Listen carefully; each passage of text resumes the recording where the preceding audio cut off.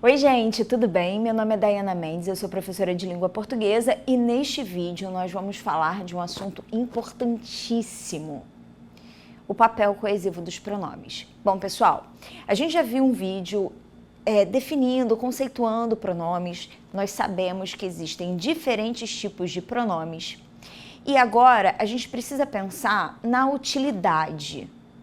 Para que serve? Para que a gente usa os pronomes?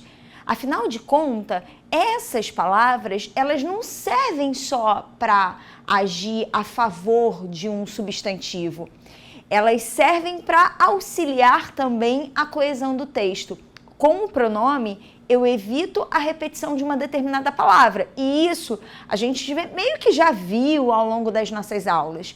Quando a gente usa o pronome para evitar a repetição de uma palavra, nós estamos melhorando a fluidez do nosso texto. E nesse processo de melhorar a fluidez, nós estamos auxiliando a coesão do texto. Quando eu estou falando papel coesivo, eu estou pensando em coesão. E o que é a coesão? Bom, existem vários recursos, várias palavras que eu posso usar para melhorar a fluidez do meu texto, para que o meu texto seja mais fácil de ser entendido, para que o meu texto seja um texto que desliza, que tem uma leitura fluida, gostosa, agradável de ler. Existem vários recursos que eu posso usar. Eu não vou entrar aqui no mérito de falar de todos esses recursos, mas eu preciso falar para você que o pronome é um desses mecanismos linguísticos, um desses recursos usados dentro da língua que vão auxiliar nesse processo, tornando o meu texto mais gostoso de ler, mais fácil de ser lido, mais fácil de ser entendido, mais fluido. Beleza?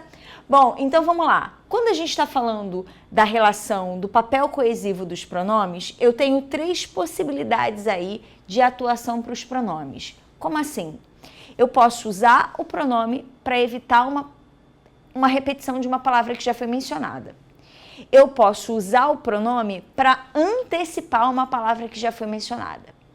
Isso pensando em elementos que aparecem no próprio texto. E eu posso usar o pronome para fazer referência a um elemento que não está dentro daquele texto. E a essas relações eu dou um nome. Relação anafórica, relação catafórica, relação esofórica. Mas vamos por partes? Bom, primeira informação importante. Se o pronome atua em favor de um nome, o pronome ele tem um referente. O referente do pronome depende do contexto. O referente do pronome é o termo ali sobre o qual o pronome está falando. De quem o pronome está falando? De qual palavra? Beleza? Então, quando eu consigo identificar a palavra ali a qual o pronome se refere, eu tenho um referente. Vamos para o primeiro exemplo? Quero férias. Já disse isso. Por que aqui eu usei o pronome isso? Eu usei o pronome isso porque o referente do meu pronome, ele já foi mencionado. E aí? O isso. Caramba, nós usamos na língua o isso tantas vezes, às vezes a gente nem se dá conta do que ele está fazendo quando nós usamos o isso na formulação de enunciados. E aí, o isso aqui, ele está falando de quem? Quem é o referente do pronome? Ah, falei alto, né? Falei, para você ficar ligadão.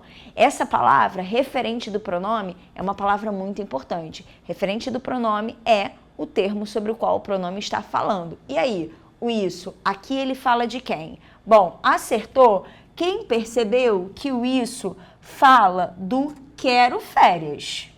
Então, aqui, o referente do isso é o quero férias. Vou escrever para você não esquecer.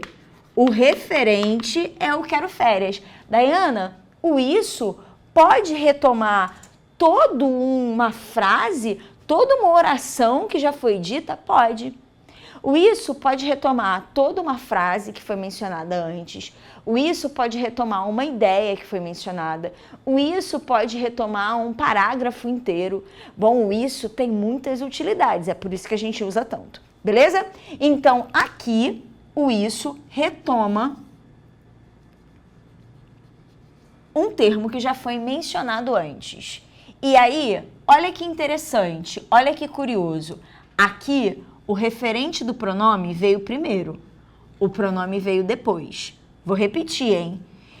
O referente do pronome veio primeiro, o pronome veio depois. Eu tenho uma relação anafórica quando o referente do pronome está antes do pronome. Então, anota isso. Referente antes do pronome. Então, se o referente apareceu primeiro e o pronome retoma uma informação que foi dita antes, eu chamo essa relação coesiva de relação anafórica ou anáfora. Os dois nomes estão certos. Anáfora porque está retomando algo que já foi dito. Beleza? Agora, no exemplo de baixo, eu inverti a posição. E com essa inversão, eu precisei alterar o pronome. Eu já não posso mais usar o isso, porque o isso, ele aponta para o que já foi mencionado. O isto aponta para aquilo que ainda vai se dizer. Na aula sobre pronomes demonstrativos, eu explico melhor essa diferença, ok? Mas aqui eu preciso que você entenda, ó, o isto está me mostrando que algo ainda vai ser dito. Então, aqui, o referente do pronome, ele está depois. O A de anafórico é para te lembrar que o referente veio antes. Quando eu tenho uma relação catafórica ou quando eu tenho uma catáfora, o referente do pronome, ele está depois. O referente fica depois do pronome. Então, anota essa informação aí. É muito importante que você seja capaz de perceber quem é o referente do pronome. E aqui, uma outra informação importante. Bom, nesse caso, nesses exemplos, eu estou usando o isso e o isto, que são pronomes demonstrativos. Mas a relação anafórica e catafórica pode ser estabelecida por outros tipos de pronome. Os pronomes possessivos podem fazer isso. Os pronomes pessoais, tanto do caso reto quanto os pronomes oblíquos também podem ser usados dessa maneira. Outros pronomes podem ter essa função, podem ter essa tarefa, ok? Bom, aqui eu também preciso que você entenda um segundo detalhe. Eu estou falando de uma ideia ou de uma palavra que aparece no próprio texto. Aqui, no segundo caso, apareceu depois do pronome. Aqui, no primeiro caso, apareceu antes do pronome. Mas o referente, ele está escrito no texto. O texto, dentro ali do texto, naquelas palavrinhas do texto, aparece o referente. Existe uma outra possibilidade de se estabelecer uma relação entre os termos, né, o referente do pronome, os termos a que o pronome se refere. E essa relação envolve sair do texto. Vamos para o próximo bloco para você entender isso melhor. Bom, galera, dando continuidade, vamos pensar agora de uma outra forma. Bom, há situações, há textos em que o referente do pronome, ele não é uma palavra localizada, ou ele não é uma ideia localizada dentro do próprio texto. Eu vou te mostrar uma propaganda do Exército dos Estados Unidos. Dá uma olhadinha nessa imagem que vai aparecer na sua tela. Eu sei que essa propaganda é em inglês, mas ela é muito interessante e muito útil para que a gente consiga pensar num exemplo. Bom, I want you é a mesma coisa que eu quero você. Repare também que existe aí a imagem, né, do tio Sam apontando em direção ao público. É um texto publicitário que tem o objetivo de fazer com que os jovens aí entrem, né, pro exército, beleza? Quem é esse você? Ou melhor, quem é o pronome you dentro desse texto? O referente do pronome está dentro do texto? O you é alguma informação que eu consigo localizar dentro do que está sendo escrito? Não, né? O you é o leitor. O you é o público que está de fora. Vou traduzir para ficar mais fácil. O pronome you, que se eu pudesse traduzir, eu poderia traduzir pelo você. O pronome você aí aponta para uma informação que não está dentro da imagem. Aponta para uma informação que está fora do texto. Faz uma relação direta com o interlocutor. E esse interlocutor, ele não está localizado, mencionado dentro do texto. Ele está fora do texto. Nesse caso, quando o referente está fora do texto, eu chamo de relação exofórica. Pensa em êxodo, fora, beleza? Pensa em saída também em inglês, ok? Exit. Então, pensa que exofórico é algo que está fora, extrapola, não é nenhuma palavra mencionada no texto. Esse exemplo da propaganda do exército norte-americano é muito interessante para que a gente reflita sobre as possibilidades que o texto tem para nos oferecer. Mas, como eu também valorizo e, sobretudo, valorizo a língua portuguesa, eu trouxe um exemplo de uma propaganda. Na verdade, esse daqui é um exemplo de um jingle. Jingle é aquela música que toca na propaganda. É um jingle de uma propaganda da Caixa Econômica Federal. Vem pra Caixa você também. Aqui, a palavra você também está sendo empregada de maneira exofórica.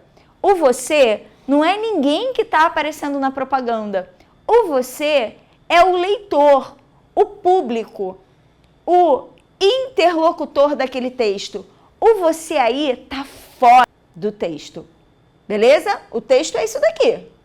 É a propaganda ali propriamente dita, é o vídeo da propaganda propriamente dita.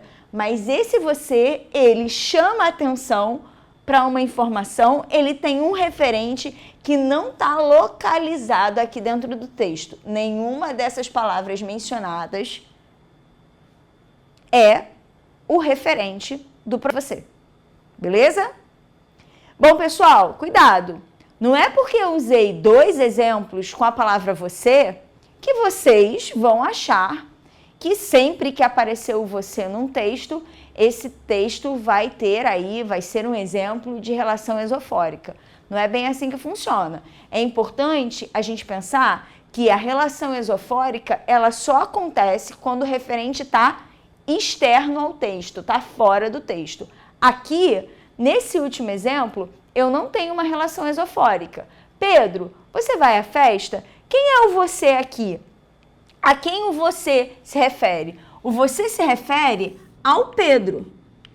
Então, a palavra está localizada dentro do próprio texto. O referente está dentro do próprio texto. E por que o referente está dentro do próprio texto? Aqui, neste exemplo, eu não tenho uma relação exofórica. Beleza?